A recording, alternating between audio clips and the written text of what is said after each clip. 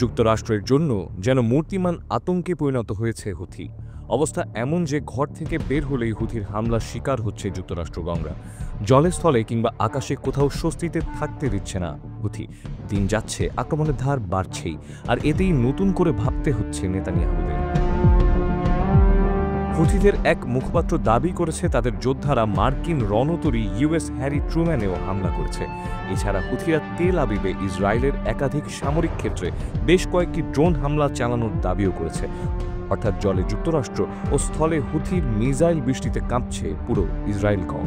এই স্পর্ধা হুথি ছাড়া এই পৃথিবীতে দেখাতে পারেনি কেউই।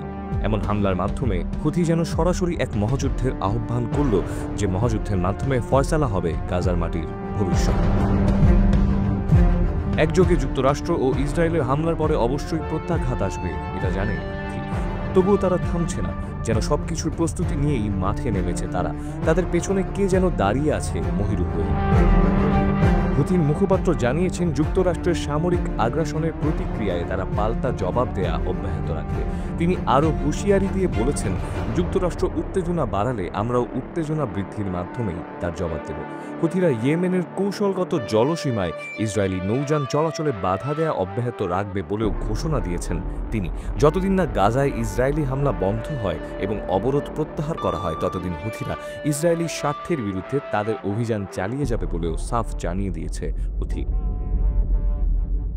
চলতি মাসের মাঝামাঝি থেকে ইয়েমেনে হুথিদের লক্ষ্য করে বড় ধরনের সামরিক হামলা চালাচ্ছে যুক্তরাষ্ট্র। পাল্টা হামলা চালাচ্ছে হুথিও। তবে হিসেব যে এতটা জটিল হবে তা ঘুণাক্ষরেও চিন্তা করতে পারেনি ট্রাম্প নেতানিয়াহুরা। ঘরের কাছ থেকে শুরু করে দূরের ইয়েমেন, সব জায়গা থেকে প্রতিনিয়ত ধেয়ে আসছে মিসাইল ঝড়।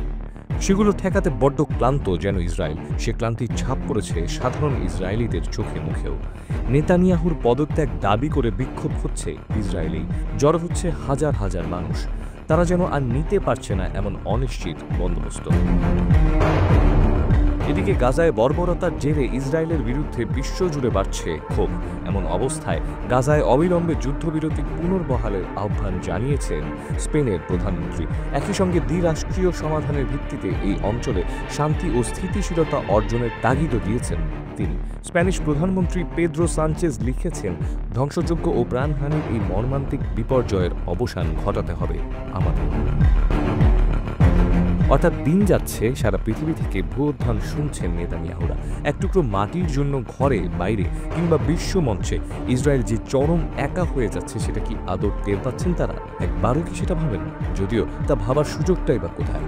একবার যখন সব ফেলে মিনিট কয়েকের জন্য ভাবতে বসেন, তখনই বেজে ওঠে সাইরেন।